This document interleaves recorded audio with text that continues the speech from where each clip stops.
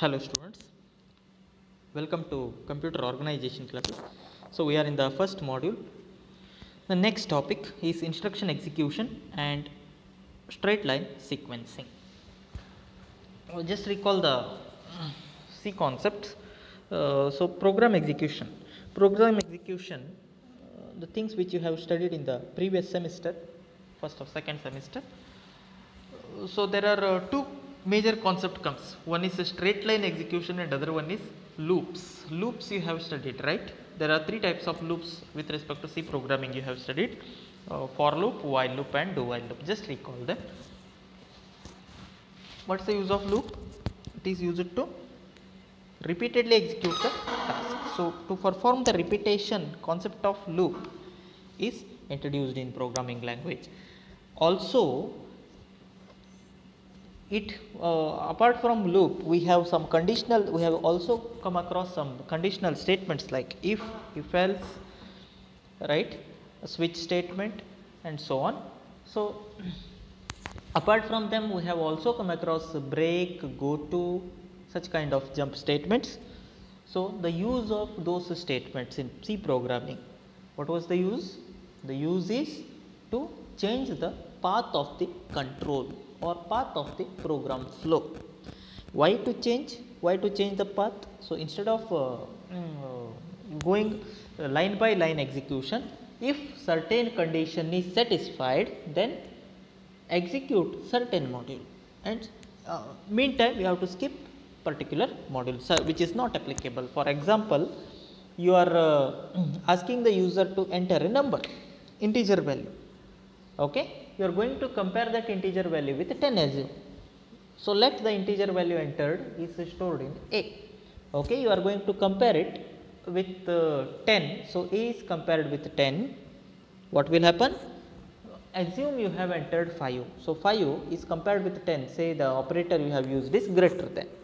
In place of A, general statement is if A is greater than 10. In place of A, now you are receiving the value, actual value, that is 5. 5 greater than 10. What will be the result? 5 greater than 10 will be false, right? So body of if should be skipped and else part should be executed. So if A is greater than 10, you have to say you have to print something. Say A is greater than 10 or 5 is the in place of A value you have supposed to write. So which is not applicable now. That's why what you are supposed to do, you have to skip that part and you have to go for, that means you have to skip the next line printf statement, you have to go for the else part. Okay. This is just for your understanding purpose what I have explained just now. The same concept is applicable throughout all the programming languages. So we are talking about the assembly language now. Here there are two major concept comes. One is straight line sequencing and other one is next we will be coming across the branching. So straight line sequencing and next concept will be branching. Branching means what? This the same thing, decision making. So decision making, yes or no, such type of decision making will be done, and based on that execution will be, path of the control will be governed or transferred. Okay. So the program is executed as follows in case of straight line sequencing. So initially the address of the first instruction is loaded into program counter. So please recall the previous concepts. I told you already. I told you note down the contents. You must have noted down it. If not, watch my previous videos and note down the things. So initially the address of the first instruction is loaded onto the program counter or PC. Then the processor control circuit use the information in PC to fetch and execute the instruction one at a time in order of increasing address. So this is called as straight line sequencing. One by one we are going to execute the instruction. Let the address of the first instruction be I. See here the arrow mark, follow the arrow mark. So begin execution here, address value marked as I. Okay. Let the initial word address will be I So the address of the next word will be I plus 4 obviously, because we are what we are considering. See, throughout this we are considering a word is set of 4 bytes and each byte is addressable. So we start normally we start with 0, that is the default value we are going to give for the memory. 0th byte, first byte, second byte and third byte will be there in one row. So immediately in the next row, 4th byte, it start from 4. Just refer my previous video, big endian and little endian. That word alignment we have considered. I mean byte alignment, right? We have considered inside the word. So please refer that. Go through the contents of the previous video. You will come to know once again. Okay, I told you to note down. Otherwise, if you have not noted down, please make a note of. So next, step number 3, you just observe during the execution of each instruction, PC is incremented by 4. This is what? Why it is to be incremented by 4? Whenever the instruction is there in one word, next instruction, address of the next instruction you need to locate. If the person, if a question is asked for person A and it is told already the question will be asked sequentially, person B should be ready whenever A is being answered, right? So during the execution of each instruction, PC stands for program counter, is incremented by 4 to point the next instruction. There are two phases for the instruction execution, hence one phase is called as fetch phase and the other one is called as the execute phase. So in case of fetch phase, the instruction is fetched from the memory location and placed on instruction register or IR. And in case of execute phase, the contents of instruction register is examined to determine which operation is to be performed. So whether it is transfer, copy operation or addition, subtraction, whatever, opcode being read by instruction register and necessary action will be taken. Okay, the specified operation is then performed by the processor, of course. So this is the example. So programming sequence for register transfer notation is given A plus B. Observe figure 2.8. A plus B is transferred to C, right? A is the where A, the meaning of the register transfer notation is, just recall, content of the memory location A is accessed, which is added with contents of the memory location B and transferred to memory location C. So this is the memory hierarchy. A, B and C are the three locations. Randomly they are marked on the memory. Now instructions required to execute them. First is what you have. So two operand instruction we are considering. So move the content of A, we are using general purpose register. So move the content of, that means copy the contents from location A to a general purpose register. Any general purpose register you take, but it should be prefixed with R. So R0 is taken. R0, the meaning of this is R0 is containing the value of A. Next you are supposed to add, what you are adding? You are supposed to add B to the existing contents because you are performing addition. Add B to R0. Finally, what's to be done? R0 should be transferred to C. That's it. Right? So the meaning,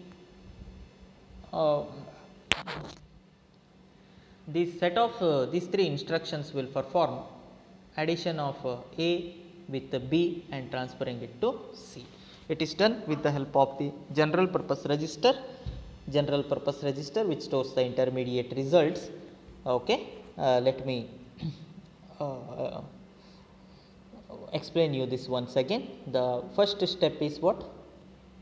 Access the content from the memory location A. For accessing purpose, copying purpose, use move instruction. Move A, R0, source and destination it stands for.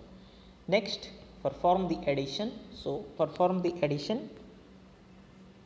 Now existing contents of R0, for existing content of R0, B will be added. Suppose value of A is 10, R0 contains 10 by first step, then R0 for the existing contents of R0, what you are doing? You are adding B, isn't it? You are adding B. Let the value of B will be 20. So 20 will be added, 20 plus existing content of R0. Second instruction performs, add instruction performs. Okay, 20 plus 10 will be 30, that is stored on R0. But as per our requirement, final location should be C, answer should be stored in C. So once again move the content from where to where, left hand side which tells you source, right hand side will tells you source come destination. So okay, R0 is the source and destination is C. R0 is the updated content 20 and 10, that added value 30 is there, which is to be transferred to C. This is one of the example to demonstrate the straight line sequencing. Now let us see one more example. Addition of n numbers. First n numbers. Okay. Say summation of first 10 numbers. In general, we call it as n. You can consider the example of addition of first 10 numbers. So what we are doing? We are supposed to access one number, right? In case of straight line sequencing, 10 times you are supposed to add manually, right? So first access the initial number, in the next line add the next number to the existing content, in the next line once again perform addition of the next number to the existing content and so on. So 10 lines of code, that is especially for addition is required apart from the remaining portion, right? Isn't it? That is what straight line sequencing is, one by one. Just observe the diagram, you will come to know. So let num1 to num(n) are the labels used for n different numbers, natural numbers. Value of small n can be anything, say 10 for your reference. First step is what? We are using a temporary register as a general purpose register R0 for storing the intermediate result, okay, and finally the result will be stored in the location sum. So it will be computed in a register, from register to memory location you are supposed to send the data or move the data at the end. So first step is what? Initial content. Let the initial content of the register is 0, R0 is 0, you are transferring the first number to it. So 0 in addition with any number, you will get the number what you have transferred, isn't it? So first step, you are transferring, you are moving the data, move the data from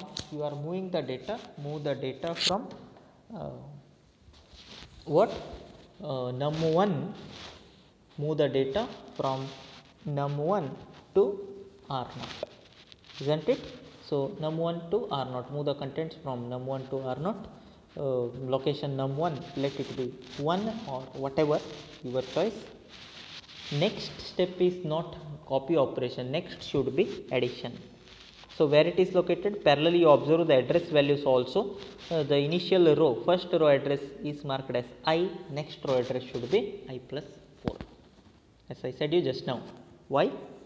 Because each word is nothing but set of 4 bytes, and we are analyzing as well as we are assuming that in each word we are going to store one instruction. So one instruction is there in every word.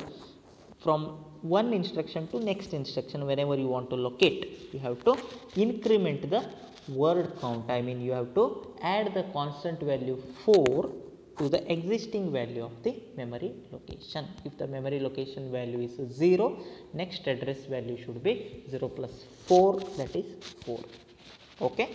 Next, observe the second row that is there at I plus 4 location. So instead of moving, you are supposed to add now, because R0 is already containing some element. If you just move the second number, what will happen? the initial content will be erased. That should not happen, isn't it? You are going to add, isn't it? So you have to use the opcode or instruction add followed by access the second number, second number is located at location num2, add it to existing content of R0. Similarly, next line add the content of num3 to R0 and so on. Finally, the nth number you are supposed to add. Okay, let the nth number is there at location num_n to the existing content of R0. Once it is done, the result is stored at R0, but as per our requirement, result should be where? It is to be kept where? It is to be kept on location sum. So once again move the content, use the instruction move the content from R0 to sum. Okay, these are all the memory location. Somewhere in the memory, the labels, memory locations are marked, labels are given there, sum, num1, num2, num_n and so on. Okay, this is what straight line sequencing or straight line execution program for addition of n number or adding n number. Very important topic from the examination point of view. Please note it down. One of the major topic from this module is straight line sequencing and branching. So this is what tells you about the straight line sequencing. Please note down the content, go through thoroughly.